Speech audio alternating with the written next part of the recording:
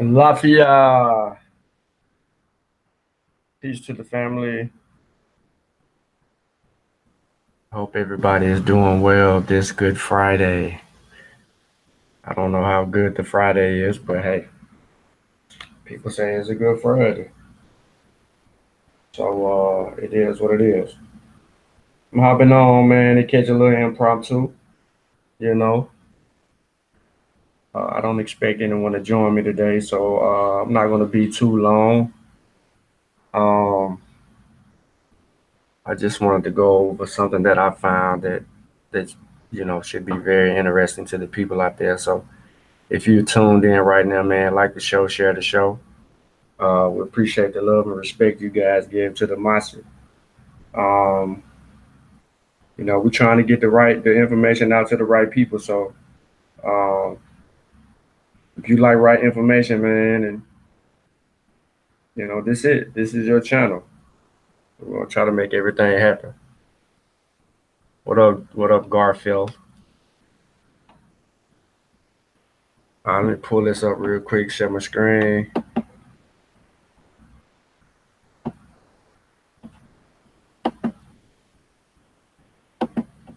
Train going. A lot of people traveling right now.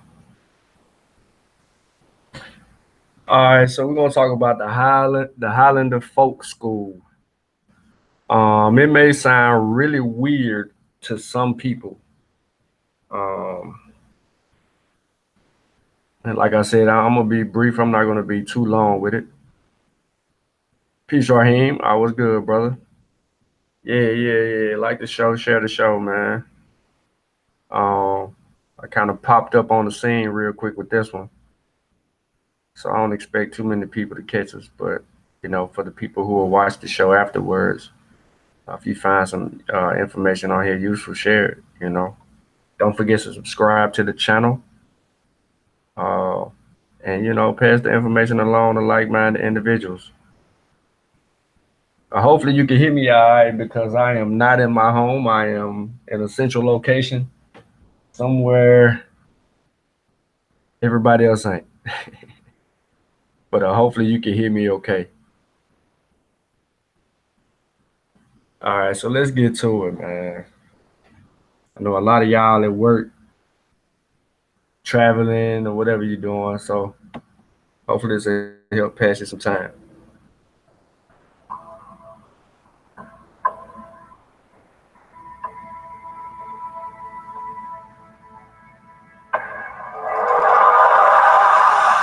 Five, four, three, two, one.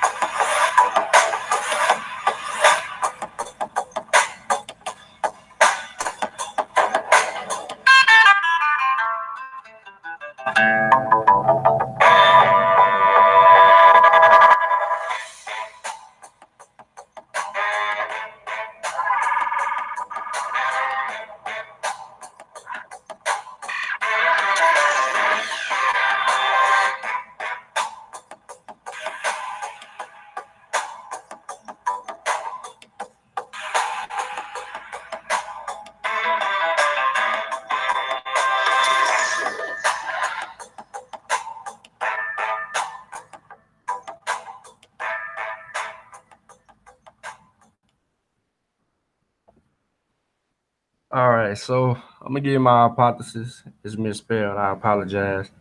What is the importance of the Highland Folk School? Where was the school located? Who created the school? What is the Highland Folk School in general? And then my conclusion. I know a lot of people are wondering what the heck is the Highland Folk School anyway. So let's get to it. The Highland Folk School had to be designed to combat the poor educational conditions during the Civil Rights era. The school also had to be designed to re-educate the African American and/or teach them how to survive in an era where they could be killed for protesting and/or speaking to the wrong person. During this era, African Americans hardly had any rights, and the struggle for equality was a priority among all its leaders. When people think of civil rights movement, they often think of Selma or Montgomery, Alabama, Atlanta or Memphis. Maybe they should think of Grundy County, Tennessee. After all, it was at the Highland Folk School in Grundy County that early civil rights strategy was mapped out. At Highlander, white and black activists, including Martin Luther King Jr. and Rosa Parks, met in the 1950s to talk about how they might change the South.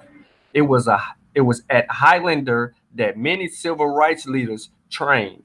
Because it was so controversial, the Highlander Folk School was shut down by the government and its assets seized.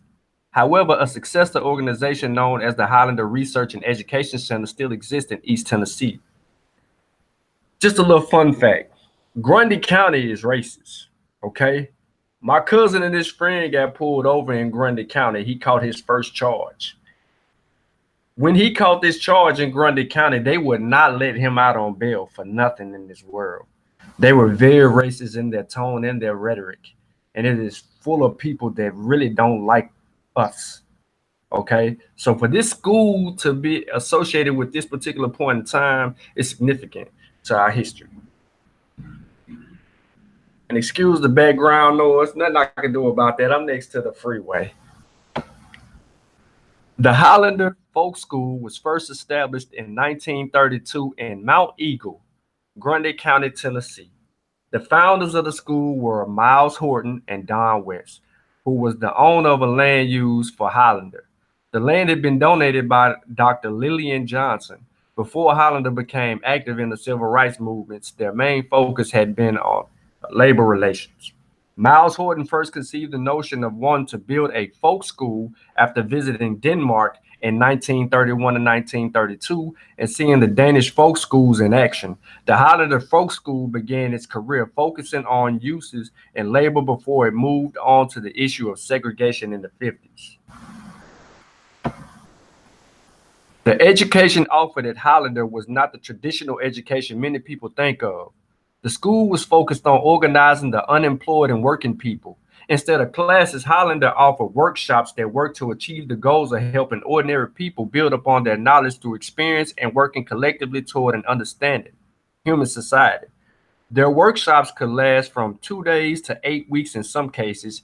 Each one also focused on addressing different community problems. In 1937, Highlander also became the de facto CIO, Congress of Industrial Organizations, education center for the region that trained union organizers and leaders from 11 states.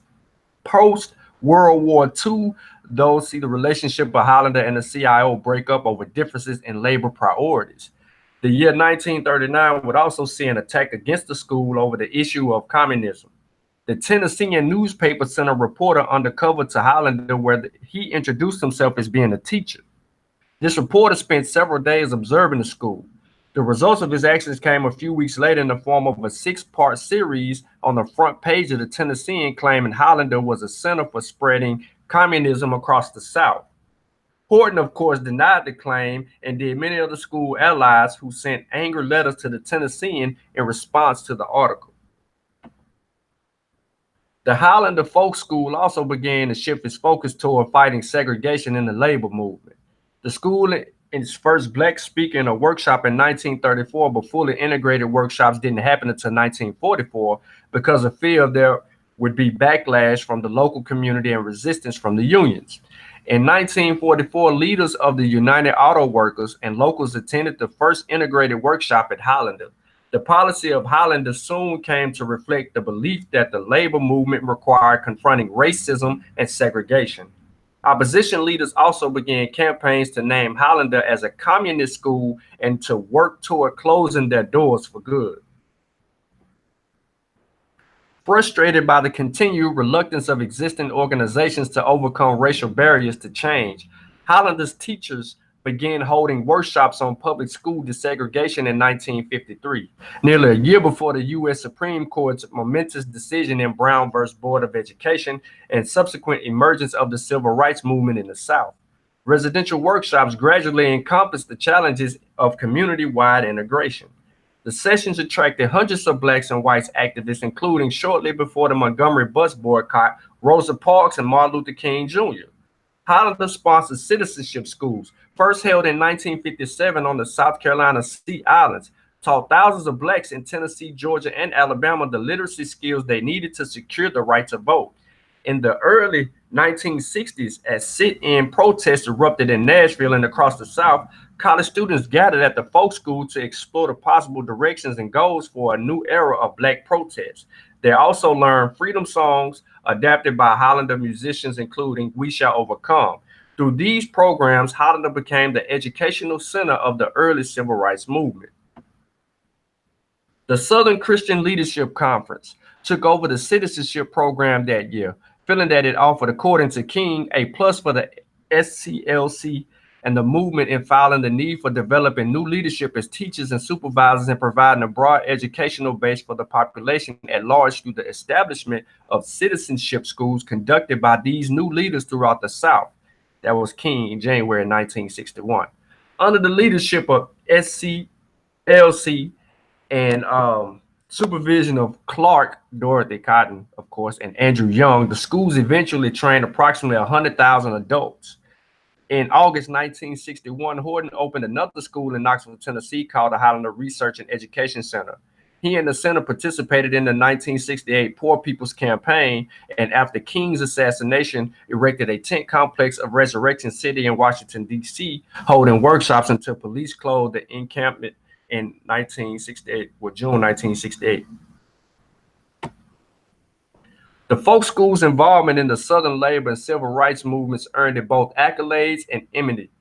Even as Eleanor Roosevelt, Reinhold Niebuhr, educators, ministers, union leaders, philanthropists, and reform groups voiced their support, staff members endured a barrage of threats and denunciations from industrialists, politicians, self-styled patriot groups, and journalists for unfriendly newspapers.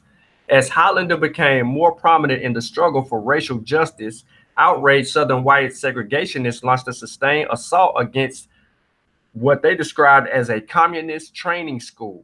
Although faculty members defended the school's ideology and pedagogy eloquently and often persuasively in the face of such attacks, their unsustainable but loose institutional practices made them vulnerable in the 1950s.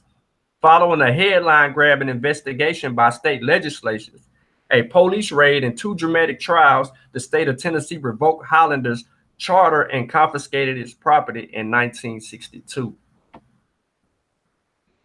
This is Highlander Folk School. Here is a marker for the Highlander Folk School, U.S. Highway 41. It reads, in 1932, Miles Torrey and Don West founded a Highlander Folk School located a half a mile north of this site. Quickly became one of the few schools in the South committed to the cause of organized labor, economic justice, and end to racial segregation. Courses included labor issue literacy, leadership, and nonviolent desegregation strategies, with workshops led by Septima Clark, the Reverend Dr. Martin Luther King Jr., Rosa Parks, John Lewis, Eleanor Roosevelt, found inspiration from modern civil rights movements there. Opponents of his causes tried to close the school. Here's the copy of the newspaper article where Martin Luther King Jr., Dr. Martin Luther King Jr. attended the training. To the right, he is the second person on the right from the end. And Mrs. Parks is on the other side, but this picture probably isn't that clear for you, so I think I may have a clear picture. All right, so here's the library. And as you can see, Dr. Martin Luther King and Mrs. Parks are also featured in this image.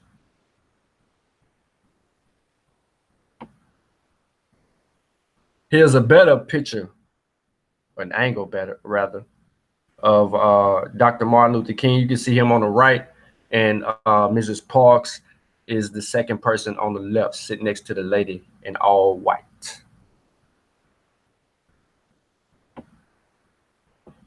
Here is Mrs. Roosevelt making her $100 donation in support of the Highlander Folk School.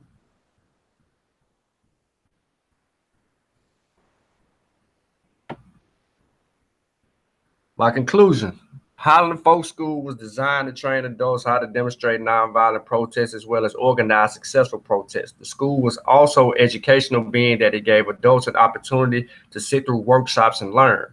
This school was armed with the tools to educate, and it drew some of the most influential leaders in African American history to it. Here are my references. You can pause the video if you want to. It's totally up to you. Yep. Give me a second. We'll conclude this, and then I'll get out of this share screen.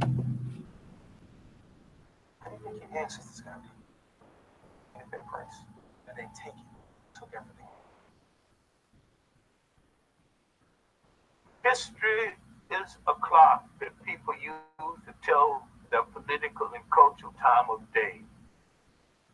It is also a compass that people use to find themselves on the map of human geography. History tells of people where they have been, what they have been, where they are, what they are.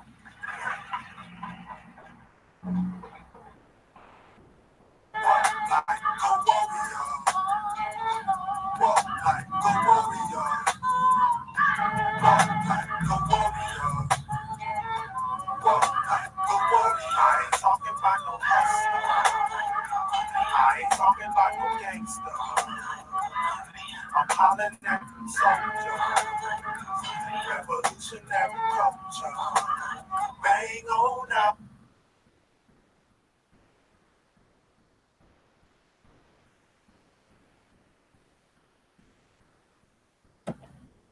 So that actually concludes the presentation. Hopefully you guys could hear me pretty good. Let me check the chat out, man. Do some shout outs. Appreciate everybody tuning in. You know, Zane Madupe. Yep. Nah, man. Thank Madupe to you. Thank you for tuning in, brother. Sister Tremors, your boy appreciate the love, bro. Um, Raheem, you know, Vasa, LB, you know, everybody, man, represent, appreciate it, man. Again, you know, it's a quick little hitter, man. Like the show, share the show. And if you found something useful in it, man, go back, rewatch it. I didn't want to keep us too long. I just wanted to get to the nitty gritty and deal with it from there. But I think that Sunday Kofi is going to be dealing with something. So tune in to that. It is the 2019 ASCAC conference, and one of the topics of discussion at the ASCAC event is Kemet.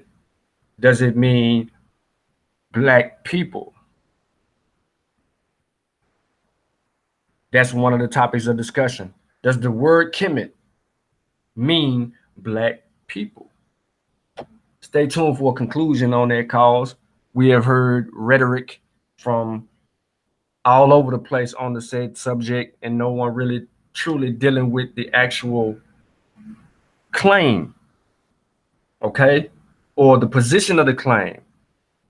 People have taken to this logical fallacy or appeal to authority, and you know, without getting into that and taking away from this particular video, you just got to be aware of it. So if you've missed the discussion dealing with Kemet, the meaning of Kemet, does it mean Black people? You know, stay tuned. It's going down. Brooklyn. Yep. College campus. ASCAC 2019. But yes, Jeff, Asar dealt with it scholastically. Wujawu dealt with it scholastically. But there are some people out there that's still fighting and refuting it and saying certain things, and they're not really dealing with what was being said. they have created their own argument, and they're not taking the advice of Sheikh and Joe, who they continue to quote to say he said it means this and that's what it means. You feel me? So he said, do not take him at his word to get out there and do your work. So we need people to get out there and do their work. But I'm not gonna hold y'all up, man. I know it's the afternoon. I appreciate y'all rocking with me. Yeah, if you Raheem, yeah, I got you. But I did drop a little jewel on my page last night for anybody that missed it. You can go on my Facebook page and I did drop a tool for you right there where you can look at it and just kind of get an understanding of what the discussion really is mainly about and how to define these things in these terms. And we also have some video that we can forward to you and all of that. But man, I appreciate the few viewers that checked in, man. Like again, like the show, share the show, subscribe to the channel. Help us build the channel up, man. We depend on you guys. You know, we put in a lot of work. We're going to continue to put in a lot of work. We're going to continue to introduce you to your culture. By the way, I gotta say this. So on my way from the airport, a Lyft guy was driving me. He's Chinese man, and you know we having a conversation. He's been in America 12 years. He's from China, and he was talking to me about little sites and places and things of that nature while we're riding to my destination. And he pretty much we were talking about all kind of things, you know, family, kids. It was a cool conversation. It wasn't no that, you know, I was kind of letting him drive and pay attention to the road, but sometimes, you know, I ask him something, you know what I'm saying, to let him know that I'm still paying attention to him or whatnot. And in return to that, you know, I asked him about food. I said, man, you know any good places to eat around here? He said, no, I don't. He says, I'm a Chinese man. I only eat Chinese food. Think about that. I'm a Chinese man and I only eat Chinese food.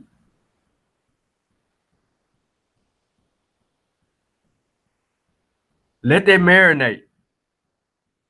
It is their culture, part of their culture. They stick to their culture, their traditions, their customs. They don't go outside of those things.